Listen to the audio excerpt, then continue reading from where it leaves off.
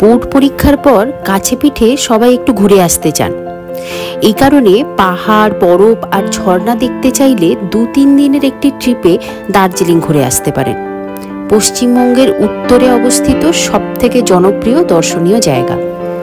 আর এই দার্জিলিংয়ে কি কি দেখার আছে সেই নিয়ে 10টি মাস্ট ভিজিটিং প্লেস নিয়ে থাকছে আজকের ভিডিও। তাহলে চলুন শুরু করি।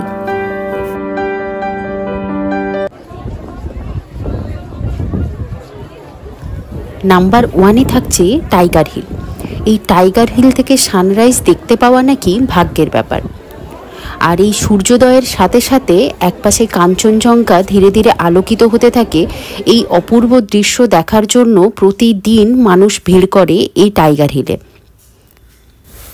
তাই দার্জিলিং গেলে এই জায়গাটা মিস করবেন না যেন। দ্বিতীয় নম্বরে থাকছে দার্জিলিং হিমালয়ান রেলওয়ে, বা যাকে আমরা টয় ট্রেনও বলে থাকি। এই টয় ট্রেনটি ইউনেস্কোর ওয়ার্ল্ড হেরিটেজ সাইটের অন্তর্গত।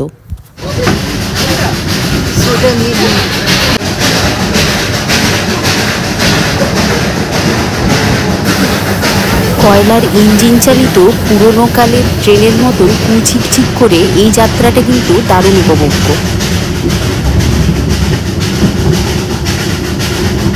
দার্জিলিং স্টেশন থেকে ঘুম স্টেশন এর যাত্রাপথ। তবে এর রাউন্ড ট্রিপটি আপনারা বুক করতে পারেন, সেটি সবথেকে বেস্ট। এ কারণে আপনারা বাতাসিয়া লুপও এর মধ্যে দেখে নিতে পারবেন। এই বাতাসিয়া লুপে 10 মিনিট মতন ট্রাভেলের ব্রেক হয়। এখানে অনেকে মার্কেটিংও করতে পারেন।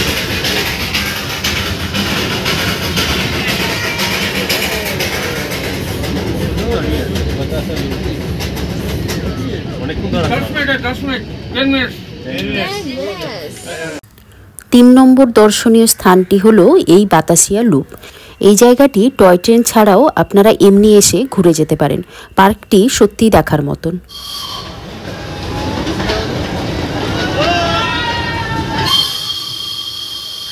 তবে কয়লার গাড়িতে যাওয়ার জন্য সারা রাস্তায় কিন্তু কয়লার গুঁড়ো গায়ে এসে উড়ে পড়ে।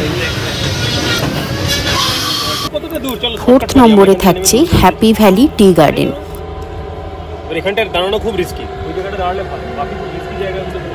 দার্জিলিং এর চা পৃথিবী বিখ্যাত, আর এখানে এসে চা বাগান ঘুরবেন না সেটা কি হয়? যাওয়া আসার রাস্তায় অনেক চা বাগানই আপনাদের নজর কাড়বে। তবে হ্যাপি ভ্যালি টি গার্ডেনে গেলে আপনারা ওখানে চায়ের শ্রমিকদের চা পাতা তুলতেও দেখতে পারবেন এবং কিছু নিজের হাতে তুলেও অভিজ্ঞতা করতে পারেন।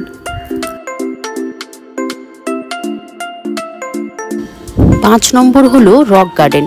এটি সকাল 8টা থেকে সন্ধ্যে 6টা পর্যন্ত খোলা থাকে। আমি অবশ্যই করে বলবো এই গার্ডেনটি আপনারা মিস করবেন না। এর যাত্রাপথটিও এতটাই ভয়ঙ্কর আর বিপজ্জনক যে সব ড্রাইভাররা যেতে রাজি হয় না, কিন্তু আমি বলবো আপনারা অবশ্যই এই জায়গাটি যাবেন।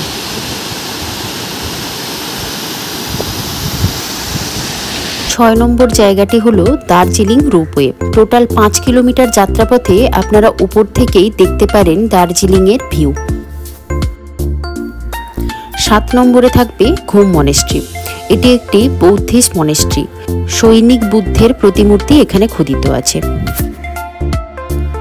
নাম্বার 8-এ আছে Padmaja Naidu Himalayan zoological park. এই পার্কের মধ্যে আপনারা অনেক বিলুপ্তপ্রায় প্রজাতির দর্শন পেতে পারেন। এর মধ্যে তেন্ডুয়া, পান্ডা, সংরক্ষিত ম্যাকাও এরকম বিভিন্ন প্রজাতির জীব দেখতে পারেন।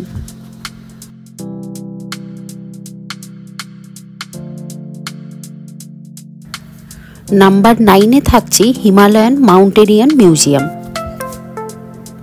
এখানে পর্বতারোহীদের জন্য প্রশিক্ষণের ব্যবস্থা রয়েছে এবং দক্ষ প্রশিক্ষকের দ্বারা ট্রেন করা হয়। আর নাম্বার 10-এ থাকবে পিস প্যাগোডা। এটিও একটি বুদ্ধিস্ট মনেস্ট্রি। প্রায় 200 মতন সিঁড়ি উঠে তবে মেইন মন্দিরের চত্বরে পৌঁছতে পারবেন।